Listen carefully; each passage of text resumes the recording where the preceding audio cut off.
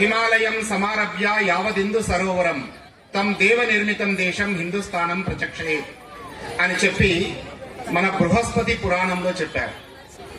అంటే హిమాలయాల నుంచి మొదలుకొని మనకు పూర్తి పైన హిమాలయాలు ఉన్నాయి, మన పూర్తి కింద హిందూ మహాసముద్రం ఉంది. ఇక్కడ హిమాలయాల నుంచి మొదలుకొని యావత్తు హిందూ మహాసముద్రం వరకు ఉన్నటువంటి భగవంతుని చేత నిర్మితమైన దేశం, దీన్ని హిందుస్థానం అని చెప్పి అంటారని చెప్పి బృహస్పతి పురాణంలో చెప్పారు.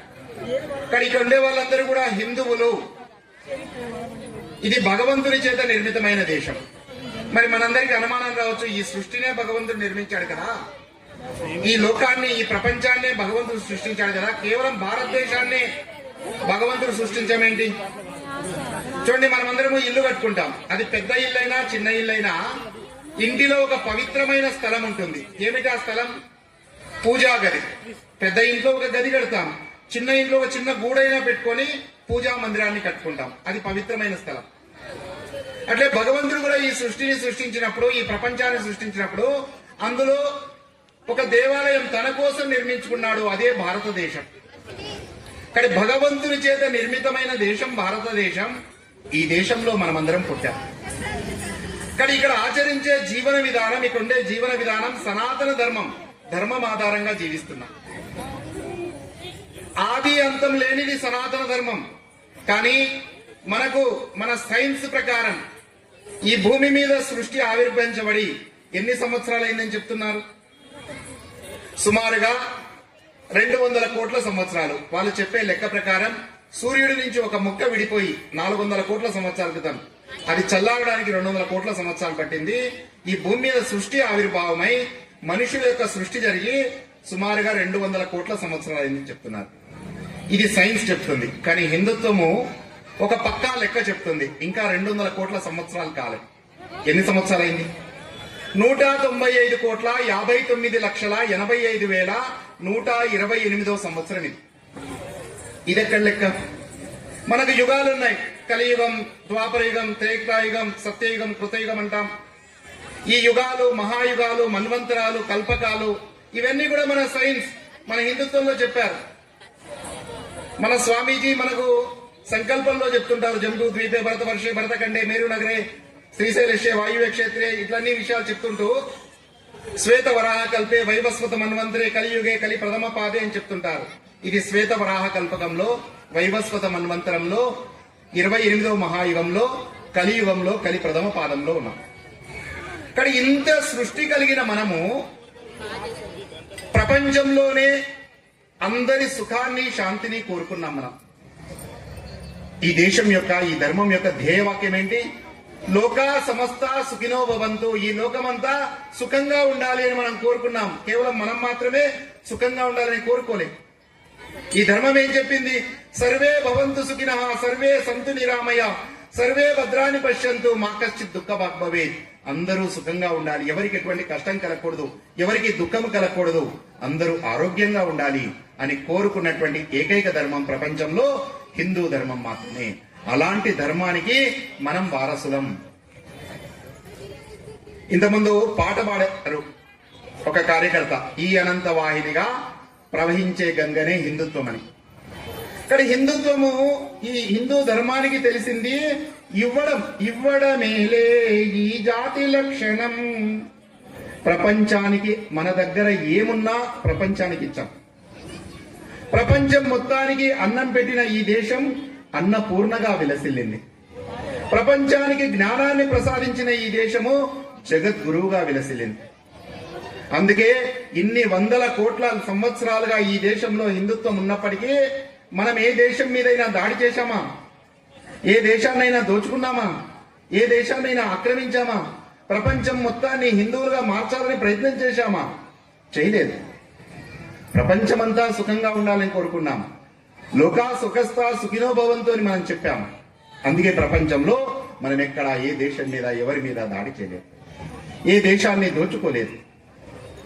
ప్రపంచంలో అతి ప్రాచీన దేశం, అతి గొప్ప దేశం, ధర్మ సంస్కృతుల ఆధారంగా జీవించిన దేశం. మనం ఎవరి మీద దాడి చేయలేదు. మరి మన జోలికి వస్తే, మన మీద దాడి చేస్తే చూస్తూ ఊరుకున్నామా? ఈ దేశము అహింస పరమో ధర్మ అని చెప్పింది, అహింసను పాటించాలని చెప్పింది. కానీ ధర్మానికి ఆటంకం కలిగినప్పుడు అదే అహింస, నువ్వు నన్ను చంపేస్తున్నా నేను అహింసావాదిని అని నిల్చుంటే ఏం చేస్తాడు వాడు? చంపేసి వెళ్ళిపోతాడు. కానీ ధర్మాన్ని రక్షించడానికి హింస చేసిన తప్పు లేదని చెప్పి భగవద్గీతలో శ్రీకృష్ణ పరమాత్మ చెప్పాడు, ధర్మహింస తదైవచ. చూడండి, మన దేవీ దేవతలందరి దగ్గర, మనం గుడికి వస్తున్నాం, మన దేవతలందరి దగ్గర ఆయుధాలు ఉంటాయి. శివుడి దగ్గర ఏముంటుంది? త్రిశూలం ఉంటుంది.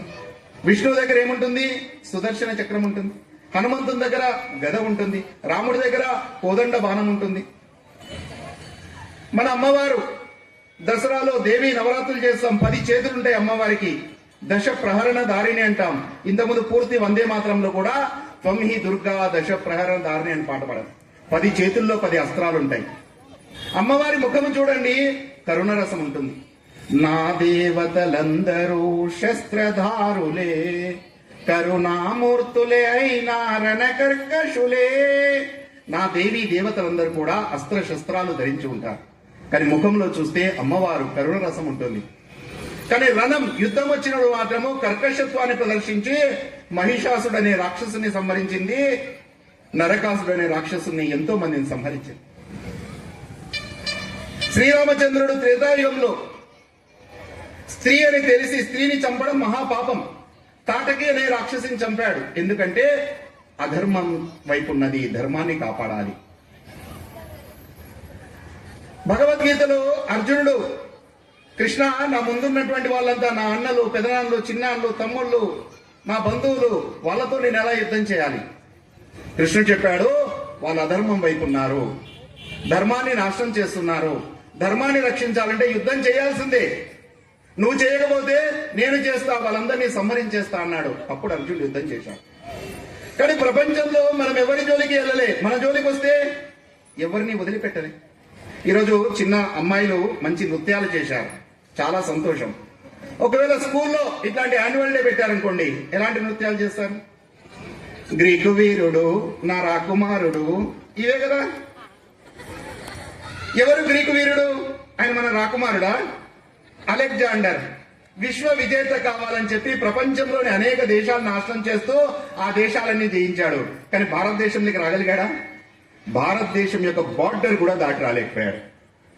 బార్డర్ లో ఉన్న ఒక చిన్న రాజు చేతిలో, పురుషోత్తముడు అనే రాజు చేతిలో ఘోరంగా ఓడిపోయి పారిపోతూ తన దేశం కూడా చేరకముందే బాబిలోని అనే ప్రాంతంలో తీవ్రమైన విషజ్వరం వచ్చి చచ్చిపోతాడు. వాడెట్లా వీరుడయ్యాడు? మన వీరుడు పురుషోత్తముడు కదా. పురుషోత్తముడు గురించి మనకు తెలుసా? ఛత్రపతి శివాజీ మన వీరుడు, రాణా ప్రతాప్ మన వీరుడు, శంభాజీ మన వీరుడు. ఈ దేశాన్ని రక్షించడానికి వాళ్ళు ఎన్నో త్యాగాలు చేశారు. కానీ మనం ఎవరి జోలికి వెళ్ళలే. మన జోలికి వస్తే ఎవరిని వదిలిపెట్టలేదు. ఇదే హిందుత్వము. ధర్మహింస తదైవచ. ధర్మాన్ని రక్షించడానికి హింస చేసిన తప్పలేదని చెప్పి భగవద్గీతలో శ్రీకృష్ణుడు చెప్పాడు. అందుకే మన దేశం మీద ఎవరు దాడి చేసినా వాళ్ళందరినీ ఎదుర్కొని నిలబడ్డాం. ప్రపంచంలో 2 సెమిటిక్ మతాలు పుట్టాయి. మేము మాత్రమే ఉండాలి, ప్రపంచంలో ఇంకెవరు ఉండకూడదు, ప్రపంచమంతా మేమే ఉండాలని చెప్పి 2000 సంవత్సరాల క్రితం క్రైస్తవం పుట్టింది. ప్రపంచమంతా అరాచకాన్ని సృష్టించి ఆ దేశాలన్నింటినీ కూడా క్రైస్తవ దేశాలుగా మార్చేసింది. 2000 సంవత్సరాల క్రితం పుట్టిన క్రైస్తవము ఈరోజు 125 దేశాలని క్రైస్తవ దేశాలుగా మార్చేసింది. 1400 సంవత్సరాల క్రితం ఇస్లాం పుట్టింది. ప్రపంచమంతా మేమే ఉండాలని చెప్పి, ప్రపంచమంతా ఇస్లామయం చేయాలని చెప్పి వాళ్ళు బయలుదేరారు. అనేక దేశాల మీద దాడులు చేశారు. 57 దేశాలను ఇస్లామిక్ దేశాలుగా, ముస్లిం దేశాలుగా మార్చారు. ప్రపంచం మొత్తం దేశాల మీద ఎన్నైతే దాడులు జరిగాయో అంతకంటే ఎక్కువ దాడులు ఒక్క భారతదేశం మీద జరిగాయి. భారతదేశం ముస్లిం దేశమైందా? క్రిస్టియన్ దేశమైందా? ఎందుకు కాలేదు? ఈ దేశంలో ఈ దేశాన్ని, ధర్మాన్ని కాపాడడానికి శివాజీ లాంటి వాళ్ళు, రాణా ప్రతాప్ లాంటి వాళ్ళు, గురు గోవింద్ సింగ్ లాంటి వాళ్ళు ఎంతో మంది తమ జీవితాలను సమర్పించి బలిదానమై ఈ దేశాన్ని, ధర్మాన్ని కాపాడుకుంటూ వచ్చారు. దేశం ప్రధానం, ధర్మాన్ని రక్షించాలి, దేశం కోసము తమ సర్వస్వాన్ని సమర్పించారు. కాబట్టి ఈ రోజు మనం హిందువులుగా బతికున్నాం, హిందువులుగా జీవిస్తున్నాం. హిందువులుగా ఈ రోజు మన పండుగలు జరుపుకుంటాం, గుళ్ళలకు, గోపురాలకు వెళ్తున్నాం. ఆ రోజు వాళ్ళు త్యాగాలు చేయకపోతే మనం ఉండేవాళ్ళమా? ప్రపంచంలో మనం ఎవరి జోలికి వెళ్ళలేదు. కానీ మన జోలికి వస్తే మాత్రము ఎవడిని వదిలిపెట్టలేదు. ఇదే హిందూ ధర్మం. ప్రపంచంలో ఈ ధర్మాన్ని మనం ఆచరించాం కాబట్టే హిందువుగా బతికున్నాం, హిందువుగా జీవిస్తున్నాం.